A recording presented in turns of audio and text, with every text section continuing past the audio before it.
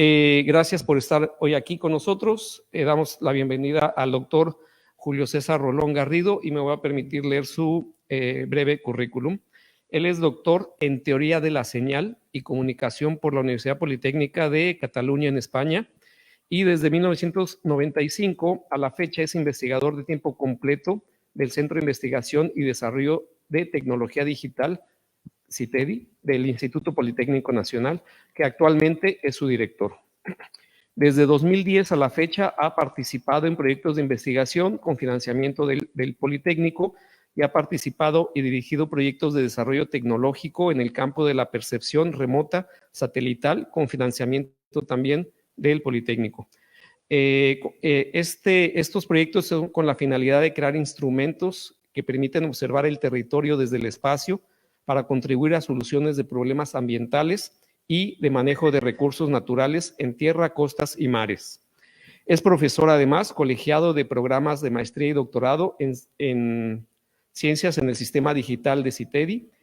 Es integrante del Consejo General Consultivo y del Colegio Académico de Posgrado del Instituto Politécnico Nacional. Es también asesor del Centro de Desarrollo Aeroespacial del Politécnico. Es miembro de la red de expertos en telecomunicaciones del Instituto Politécnico Nacional y miembro desde hace 25 años del Instituto de Electrical and Electronics Engineering, mejor conocido como IEEE, y de la Comisión de Innovación para el Desarrollo Económico de Tijuana desde 2019. Además, posee 5 certificados de derechos de autor. ¿Ok? Entonces, vamos a hacer la palabra a Julio. También presento al doctor Daniel Sanabria, quien es nuestro director a nivel sistema de las bibliotecas, quien al final dará unas palabras también. Entonces, Julio, adelante.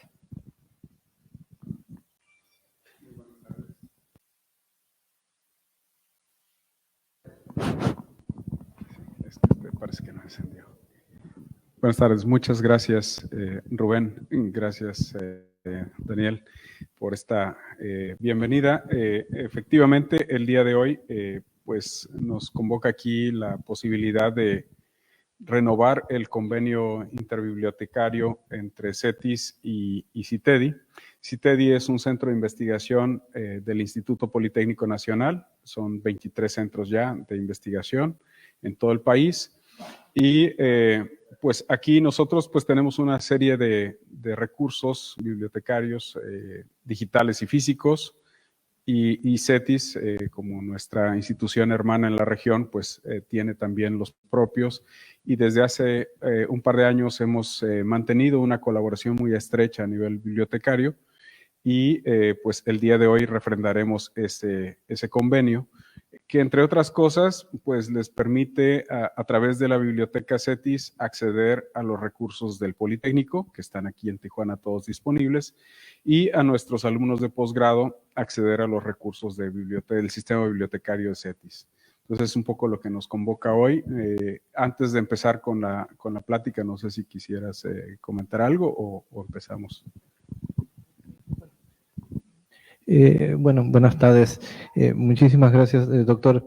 Pues más que nada dar el marco y el contexto, ¿no? Los convenios interbibliotecarios, digamos, tradicionalmente se dan entre justamente bibliotecas, ¿no? Dentro de instituciones, como el caso nuestro de CITEDI, IPN, etcétera, etcétera, ¿no? Es decir, nosotros estamos buscando ampliar la perspectiva, ¿no? Que los convenios no nomás, si bien pues quedarán a nivel, digamos, papel, por decirlo así, en préstamo interbibliotecario, que a veces pues habría que ver hasta dónde eso progresa, avanzar, ¿no? En otras acciones que nos permitan extender, digamos, esta cooperación entre nosotros. De tal manera que nosotros los que estamos en estos sistemas bibliotecarios tengamos la apertura de ver también en los usuarios de los sistemas de información, de nuestras unidades de información, verdaderos expertos también en la información y que nos pueden aportar conocimiento muy relevante, ¿no? Entonces, no estar cerrados nosotros a una perspectiva, ¿no? De bibliotecario, porque yo soy bibliotecario y ya sé, no sé ni sé muy poquito.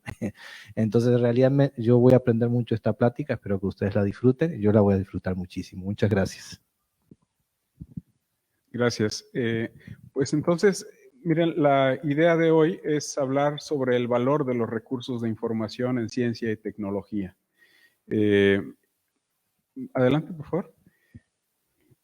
Y para ello vamos a partir de una primera pregunta, ¿no? ¿Cómo se construye el conocimiento? ¿Sí?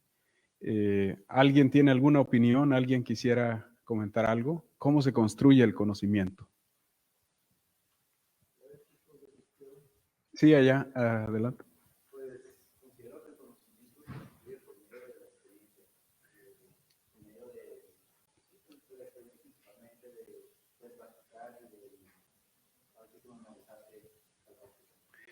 Bien, la opinión, una de las opiniones, porque esto se está transmitiendo para que se escuche en la transmisión, es que se construye a través de la experiencia, ¿sí?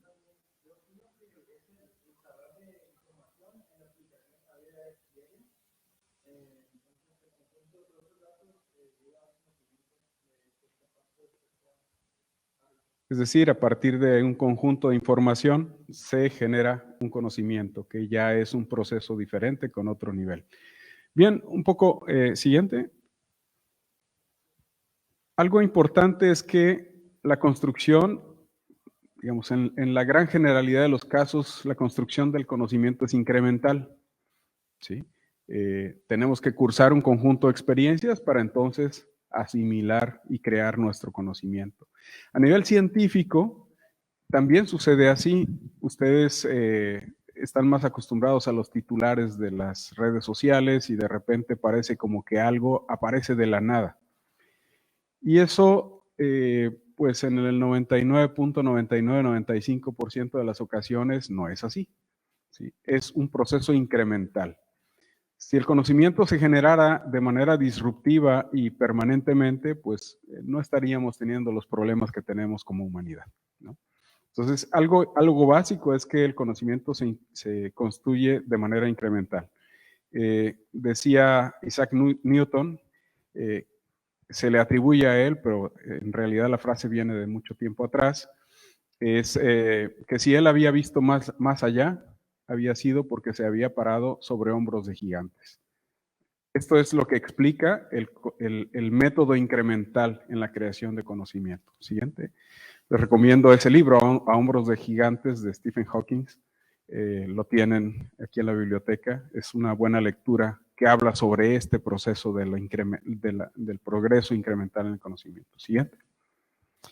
Bien, también se necesita, una atrás, por favor. También se necesita un método. En la ciencia hay método. En todas las actividades humanas deberíamos tener un método, pero claramente hay campos del conocimiento en donde el método no es importante o no es tan trascendente como en la ciencia. Y el método que se aplica en la ciencia, pues es el método científico. Y es un conjunto de pasos muy ordenados, muy estructurados, que vamos a ver un poco más adelante por qué es importante que suceda así cuando se trata de construir conocimiento. Ahora sí, siguiente. Y además, el conocimiento se construye de dos maneras, digamos un poco de manera general para hablar de su construcción. ¿Podemos pasar al anterior? Sí, podemos ir de algo muy general, como ustedes que están ahora en la licenciatura y que aprenden las grandes generalidades de su campo de conocimiento. Después hacer un posgrado, en una maestría uno empieza a especializarse más, después con el grado de doctor en ciencias, pues hay una especialización aún mayor. Y ya en las carreras de los investigadores, pues podemos encontrar la estructura del ala de la mosca de la fruta. Y es por eso ese grado de ultraespecialización que se provocan avances en la ciencia. Pero también resulta que podemos ir un poco al revés, es decir, como encontramos la estructura del ala de la mosca de la fruta, nos encontramos con que esa estructura tiene una constitución y unas características que nos permitirán construir aviones de la mitad de su peso actual. Y entonces vamos de una cuestión muy, muy específica a algo más global, más general. ¿Qué es lo que pasa con los grandes principios de la ciencia? ¿Sí? Cuando se encuentra una subpartícula fundamental, pues de repente empezamos a tener una explicación de la materia oscura del universo. ¿Sí? Así que esas dos vías son formas en las que se construye el conocimiento. Y ustedes se van a encontrar habitualmente con ellas en todo, incluso en las redes sociales. Ustedes podrán identificar, mira, aquí llegaron a este conocimiento especializado después de haber transitado por aquí. O mira, y este principio que parece se está anunciando, pues ahora podemos encontrarlo o aplicarlo a algunas otras cosas. Y cuando ustedes con su curiosidad nata vienen y se enfrentan a un problema, a la hora de construir ese conocimiento basado en la experiencia, se encontrarán a veces en un sentido general o lo particular y en otras ocasiones, las menos, hacia la generalidad del conocimiento. ¿Siguiente? Entonces, pues vamos un poco ya más en materia, que son los recursos de información y qué papel juegan estos recursos en la construcción de ese conocimiento. ¿Siguiente? Bien, de una manera así un poco libre, podríamos decir que los recursos de información son un conjunto de conocimientos comunicados de una manera estructurada, validada y útil para el avance de la ciencia y la tecnología. No cualquier conocimiento es útil para el avance de la ciencia y la tecnología. El horóscopo, por ejemplo, ¿no? Y hay frecuentemente quien confunde la astronomía con la astrología, aunque el astrónomo sea Aries, ¿no? Entonces, no todo el conocimiento es científico, es cierto, pero también no todo conocimiento comunicado es útil para el avance de la ciencia. Tiene que ser validado, ¿sí? Y ustedes quizá, como son muy ávidos lectores de las redes, se habrán encontrado con la noticia reciente de la fotografía que posteó en Twitter un astrónomo de una supuesta estrella, ¿sí? Y que después resultó ser una rebanada de chorizo. Bueno, eso es lo que les dice por qué el conocimiento tiene que ser validado. Twitter no es una red validada científicamente. No podemos extraer de ahí un conocimiento validado. Ese no es un recurso de información útil en la ciencia y la tecnología. Además, debe estar estructurado el método científico nuevamente, ¿sí? Tenemos que tener bien claro que en ciencia el método es fundamental. Cuando se sigue un método científico, la comunicación es estructurada. Tenemos un resumen, tenemos unas palabras clave, tenemos una introducción, métodos, materiales, experimentos, descripciones y después un conjunto de resultados, discusiones y conclusiones. Pero también ese libro de texto que ustedes tienen en cualquier asignatura de las que ustedes cursan, tiene un método. También tiene un prefacio, tiene un prólogo, tiene unos capítulos en donde cada capítulo empieza con una introducción y después los va llevando hacia el conocimiento que les es presentado de una manera estructurada. Bueno, un algoritmo científico también tiene método. Entonces vean que en los recursos de información, y ya no nos restringamos a un PDF o a un libro, todos ellos de manera general más o menos cumplen con esta estructura.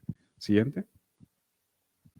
Además, los recursos son clave para acceder a la verdadera frontera del conocimiento, ¿sí?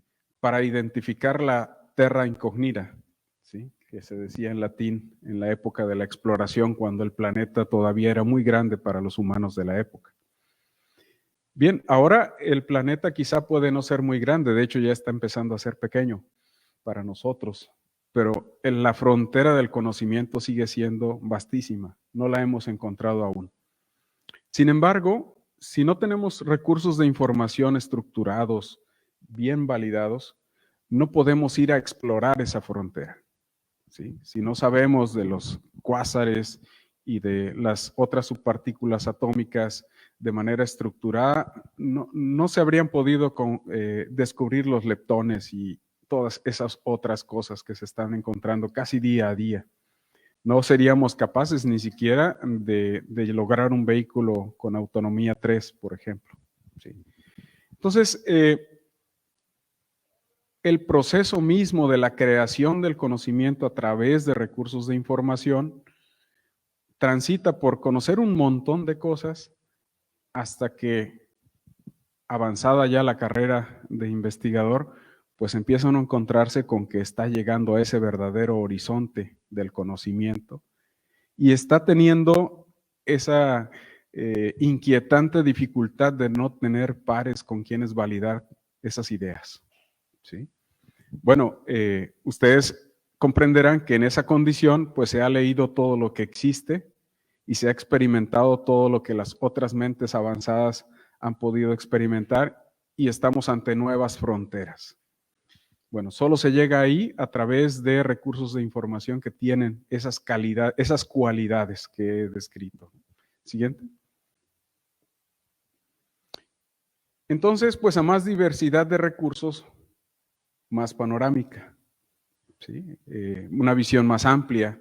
¿Por qué? Porque si tenemos un conjunto diferente de orígenes de esos recursos de información, si tenemos revistas, libros, si tenemos código de software, repositorios con documentos, reportes, en fin, pues tenemos una diversidad para identificar dónde está la verdadera frontera del conocimiento en el campo que estamos abordando, ¿sí? Ustedes habrán oído frecuentemente la frase del famoso descubrimiento del hilo negro. Muchas de las personas que traen una idea genial, pues vamos, la idea no deja de ser genial, pero resulta que siendo 7,000 millones de humanos en la actualidad, es muy difícil que una idea genial no se le haya ocurrido a nadie antes. Pero si tus recursos de información son limitados, pues es más difícil que identifiques que ya se le ocurrió a alguien, ¿sí? Entonces, a más diversidad, pues hay más posibilidades de llegar a esa frontera o de encontrarse con el verdadero nicho de oportunidad para estudiar un problema que es intensivamente estudiado, ¿sí? Siguiente. Así que bueno, ¿por qué son valiosos estos recursos de información? ¿Por qué son? ¿Qué les da ese valor? ¿Sí? Siguiente. Bueno, primero definamos qué es valor y quizá una definición es pues que es un parámetro relativo que determina el grado de utilidad de un recurso en función de la necesidad que resolverá, ¿sí? Si de repente me encuentro un billete de $100 en la calle, pues tendrá mucho valor o poco valor en función de la necesidad que eso resolverá, ¿sí? Para cualquiera como estudiante puede significar mucho, pero para Bill Gates, no sé, ¿no? Entonces va mucho en función y puse el valor económico porque es algo que es así como rápidamente asimilable. Ahora veremos 3 características de los recursos que hacen valiosos a los recursos de información. Siguiente. Para que algo sea valioso como recurso de información, pues tiene que ser idóneo. Esto es lo que yo estaba buscando. La solución al teorema que estoy tratando de explorar, el código de software que puede resolver mi red neuronal para poder atacar el problema de la detección temprana de una enfermedad. Y al haber encontrado ese recurso, con la experiencia previa, puedo construir el conocimiento que me falta para llegar a solucionar el problema. Así que un recurso no idóneo, pues me acerca, pero quizá en muy poca medida, ¿sí? Si encuentro una máquina de aprendizaje automático, pues no va a ser lo mismo que si encontrara el código ya del manejo de una base de 40 terabytes de información, que es lo que yo estoy buscando. La otra propiedad, pues es que sea la completitud del recurso de información. Fíjense, aquí es algo bien interesante. De hecho, hay un movimiento que últimamente está un poco apagado, pero la gente que escribe artículos científicos dice, bueno, si mi artículo científico describe en 40 páginas la forma de reproducir estos resultados y por qué son importantes para el conocimiento, es bueno, sí. Pero ¿y qué tal que a este artículo le sumara el código con el que se va a poder reproducir todo? Dice, bueno, entonces el artículo está más completo, ¿sí? Bueno, ¿y qué tal que le pongo además las bases de datos que utilicé para que todas las gráficas de mi artículo las pueda reproducir alguien que está entrando a esto? Pues eso está genial, ¿sí? Pero ¿y qué tal que además le pongo el código de software del simulador que le permitiría alcanzar un nuevo horizonte de conocimiento? Pues entonces estamos hablando de la completitud. Y esta es una cualidad de los recursos de información que es poco valorada en la actualidad, ¿sí? Hace alrededor de 20 años se propuso que incluso se hiciera una escala de completitud para que cuando uno entregara el producto, dijera en la escala de 1 a 5 lo que está publicado tiene un nivel 2. Quiere decir que viene el artículo y viene una base de datos. No, que es nivel 5 y viene todo lo que ya describí. Entonces, cuando nosotros buscamos recursos de información, no solamente buscamos que sean idóneos, sino que también tengamos la mayor cantidad de elementos que nos permitan reproducir lo que encontramos para poder avanzar en el conocimiento. Y hay una tercera cualidad, oportunidad. No me sirve de mucho encontrar todo esto que ya parece ideal, pero que se hizo en 1970. ¿Sí?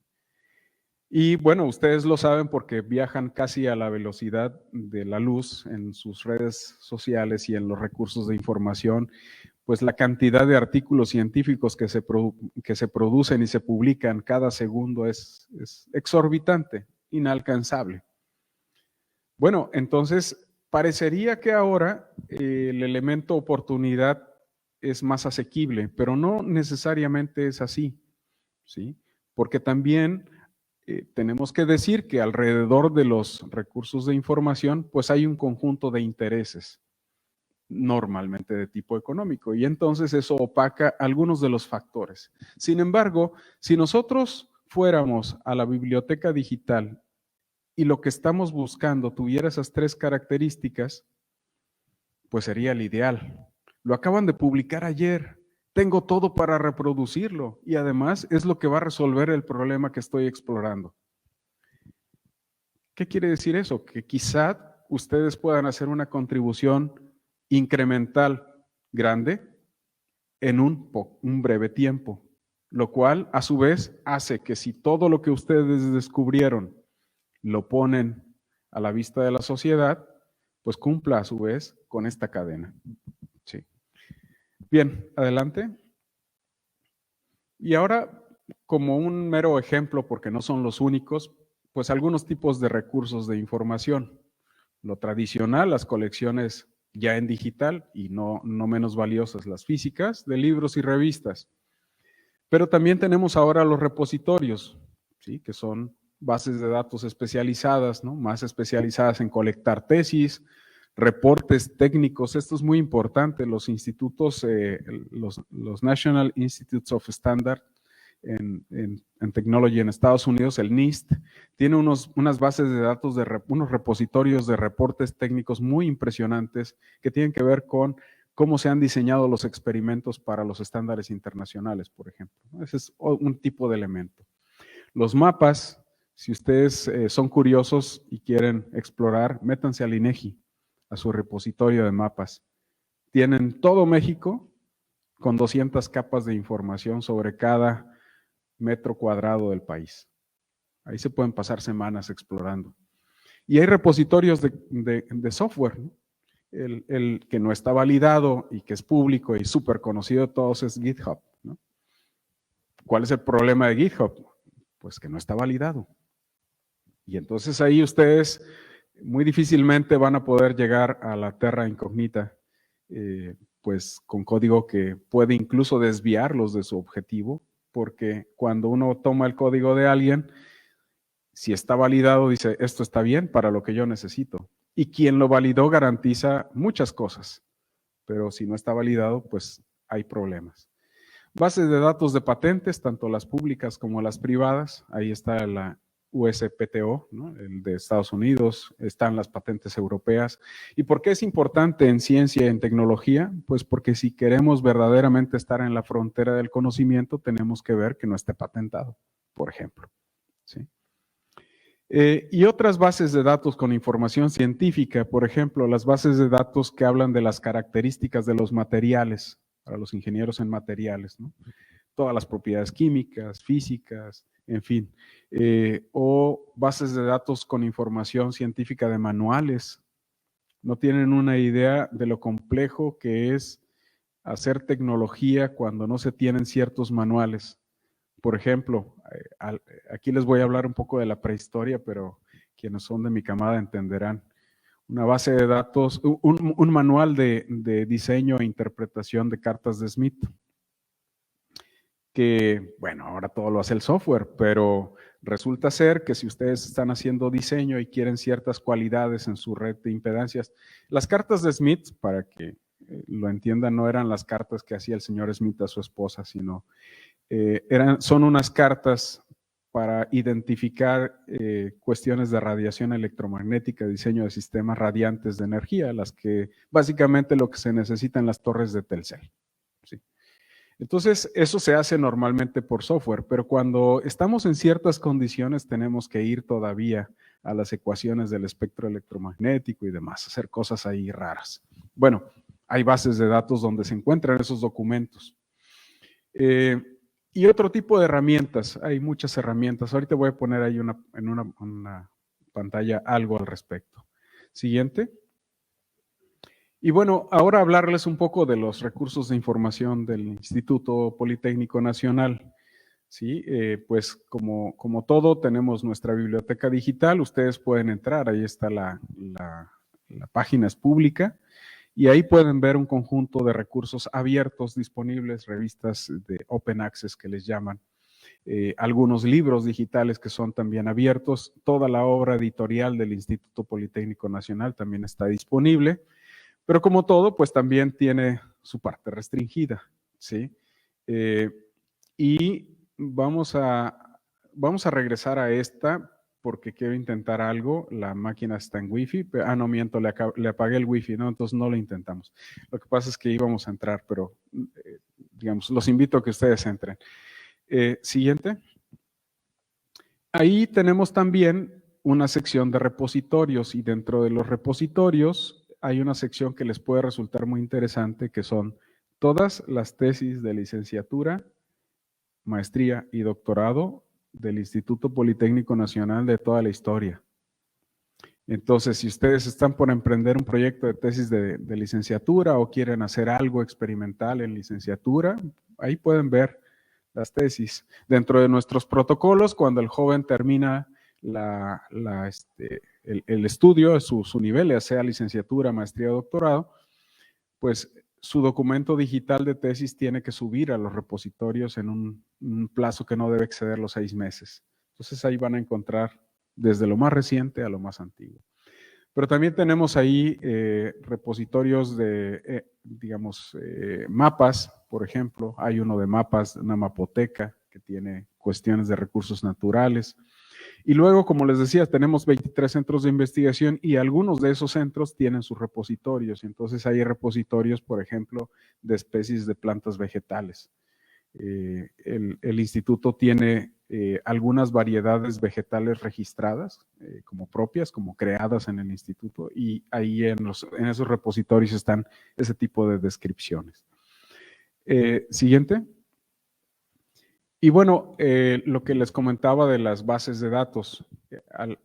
Teníamos algunas bases de datos de patentes privadas, ahora ya se restringe un poco el acceso por el costo de estas herramientas. Sin embargo, están listadas las bases de datos públicas. Y tenemos algunas herramientas como esta que quizás sí con letrita muy chiquita alcanzan a ver en la sala, que es la base de datos Nobel, que es una base de datos para ingeniería, que les da, por ejemplo, gráficos interactivos, tiene tablas, software para conversión de unidades. Ustedes saben que es el coco de los ingenieros, ¿no? Que si ojalá fuera todo como las pulgadas y los centímetros, sino hay algunas unidades de medición electromagnética, por ejemplo, que es bien difícil hacer la conversión. Sí, y bueno, ahí está disponible. O la tabla periódica, por ejemplo, de los elementos. Y dirá, bueno, la tabla periódica, y por favor, me la enseñó la maestra Mari en tercero de primaria.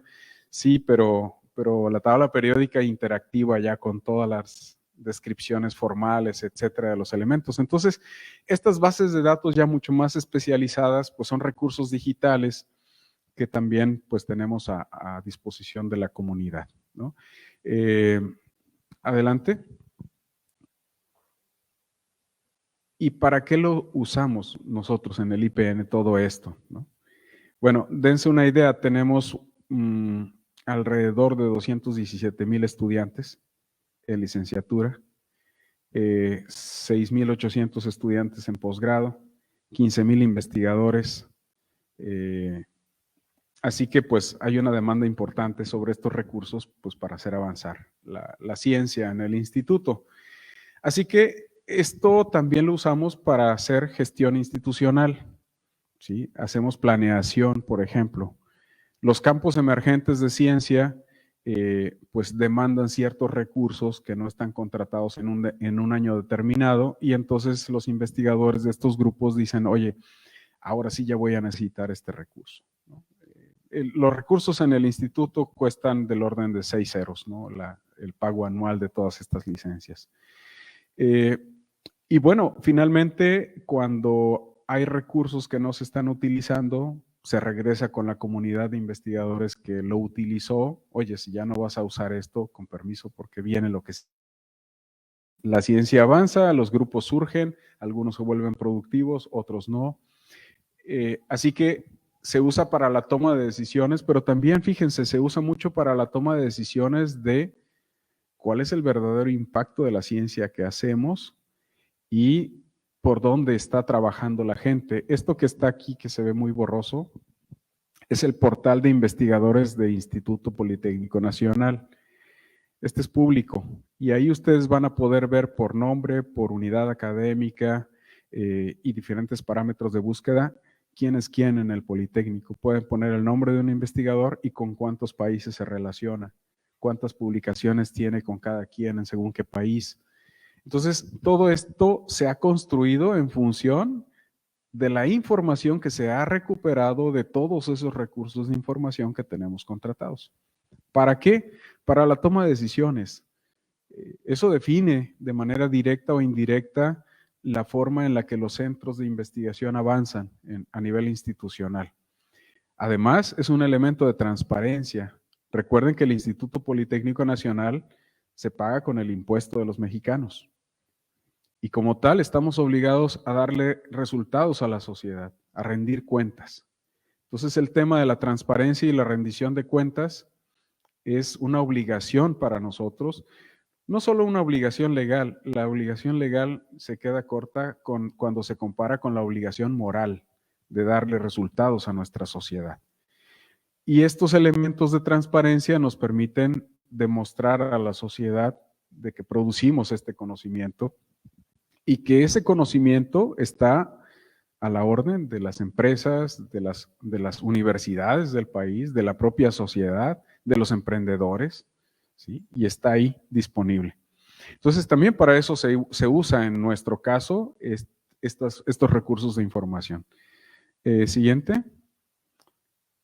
Y también, como parte de esas estrategias, pues para hacer capacitación de nuestros propios profesores y de nuestros propios estudiantes, cómo utilizar estos recursos. Es una nueva generación, ¿sí? Y habemos quienes no somos tan truchas como ustedes, chavos, que están así al día y que en este momento ya stalkearon todo lo que yo dije y ya lo pasaron, lo subieron, ya se lo compartieron, ya se rieron, en fin. No, hay generaciones que no usan tanto estos recursos y sin embargo tienen la responsabilidad de estar frente a un grupo formando gente. Entonces, para que se den una idea, a nosotros nos ofrecen alrededor de 25 cursos mensuales de capacitación en estas herramientas. Y dirán, bueno, pues son muchos, sí, pero somos 15,000 profesores. Entonces son pocos, pero eso son los cursos, digamos, liderados por alguien, ¿no? Pero el autoconocimiento está ahí, está dentro de los propios recursos de información, están las bases de datos de cursos para aprender. Pero además, nos ha permitido identificar cosas que no nos ayudaban a generar una identidad institucional, ¿sí? En el instituto hay 90 unidades académicas, es decir, la Escuela Superior de Ingeniería Mecánica Eléctrica es una unidad, el CITEDI es una unidad, somos 23 centros, pero en total hay 90. Entonces, a la hora de que se plasmaba la autoría en los artículos, pues yo decía, yo soy de CIME, no soy del Instituto Politécnico Nacional. Entonces el trabajo de 15,000 personas quedaba fragmentado en las redes de información de los recursos de información, pues como que había 90 instituciones y no solo una, que cuando sumamos todo, pues entonces ya nos da otra clasificación, otra categoría. Entonces, para la identidad institucional ahora todos tenemos ya, digamos que pone Instituto Politécnico Nacional, ¿no? Entonces, eso ha fomentado mucho que nuestro posicionamiento en los rankings internacionales pues ha ido subiendo gracias a esa acción. Y también en el tema de la autoría, pues estamos obligados también a respetar el tema del autor de correspondencia y una serie de otros elementos base en la producción científica. Así que, y todo eso se derivó de los propios recursos de información. Así que como pueden ver, nosotros utilizamos los recursos para crear ciencia, para crear tecnología, para hacer docencia, para que los jóvenes que estudian con nosotros tengan esta diversidad de instrumentos y se formen, pero a la vez, pues para tomar decisiones institucionales que a veces pueden ser dolorosas, a veces no, pero que nos han permitido ir avanzando pues al ritmo que lleva el instituto. Y con esto, concluyo esta plática que espero no haya sido demasiado larga y pues quedo abierto a sus preguntas. Muchas gracias.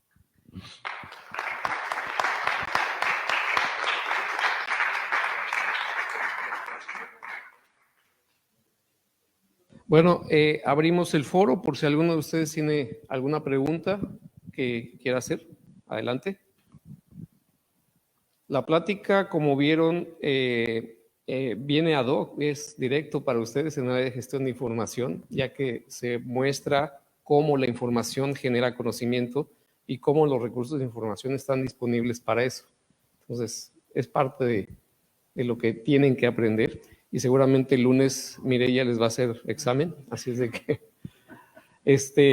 hagan preguntas, chicos. Adelante. Sí, adelante.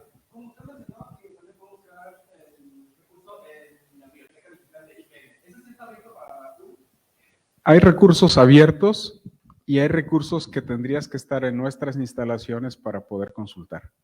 Y es precisamente la ventaja de este convenio de colaboración a través de la biblioteca CETIS. Dicho en otras palabras, algunos recursos tendrías que ir directamente a la biblioteca y desde ahí accesarlos. Sí, desde ahí lo consultas y ya, bueno, ese es digamos, el mecanismo que hemos establecido de esta colaboración, claro. Y la otra, claramente, ¿no? La otra invitación, pues, es a estar en colaboración con nuestros investigadores y con nuestros alumnos propios del posgrado, porque precisamente de lo que hablaba Daniel hace un rato, ¿no? O sea, esta colaboración puede ir más allá del solo los recursos de información, porque los recursos son un instrumento. Y el resultado, pues, es lo que resulta de su aplicación, de la combinación y de la combinación de talentos entre los investigadores de CETIS y los investigadores de CITEDI. Correcto. ¿Alguna otra pregunta? No sé si en línea alguien hizo alguna pregunta. Nada. Ok. Daniel, si quieres cerrar, por favor.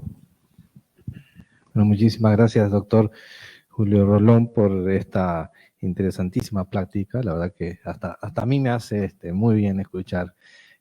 Sí, porque miren, el problema es que, claro, uno es un generalista de información, ¿no? El bibliotecólogo así lo es y pues quizás está concentrado más en su área de ciencia de la información, pero cuando escucha especialistas hablando de los recursos de información en su área específica, en este caso ciencia y tecnología, se hace muy interesante y uno aprende muchas cosas, ¿no? Es decir, aterriza muchas cosas. Yo les estimulo a que aprovechen entonces las posibilidades y los beneficios de este convenio. Implica que ustedes puedan acceder a estas instalaciones en el sitio y no todo el mundo puede pasar por ahí, vengo acá, no. En el marco de este convenio pueden acceder a las instalaciones, pueden acceder a la biblioteca, a una colección muy buena, una colección física muy buena, especializada en el área de tecnologías de la información, tecnologías digitales, etcétera, muy buena, sin duda. Yo la vi y de lo poquito que pude ver, porque no me pude echar los clavados correspondientes, muy buena y y yo creo que bastante actualizada. Y pues el acceso a estos recursos específicos, estos recursos digitales, ¿no? Ahí ustedes ven que sí tenemos Canonical, tenemos Springer, tenemos CityPlay y todo eso, pero recuerden que no tenemos todo. O sea, por ejemplo, ETPlay, yo siempre insisto, de ETPlay tenemos un par de paquetes, no tenemos toda la biblioteca digital ETPlay.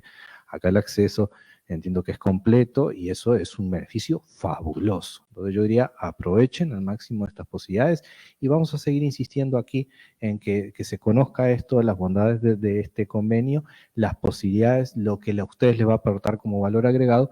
Acá, Rubén, yo le agradezco muchísimo la posibilidad de este evento. A la maestra Mireya, agradezco a los compañeros de las bibliotecas de Campus de Mexicali y Ensenada que también comparten la transmisión en este momento, porque es una manera de reproducir esto que nos ha transmitido el doctor y que es conocimiento relevante, ¿no? En sí mismo ya es conocimiento relevante. Bueno, y quiero pasar dos avisitos. En primer lugar, el maestro Rubén Martínez en breve va a defender en la Universidad Complutense su tesis doctoral. Entonces, pues vamos a tener un doctor al frente de nuestra biblioteca en breve, ¿no? Entonces, tiene que ver con habilidades informativas, su línea de investigación, etcétera, etcétera, y vinculada de alguna manera un pedacito a la parte de integridad académica, que es una parte que estamos transitando también nosotros ahora aquí como biblioteca, sistema de biblioteca servicio. Eso por un lado.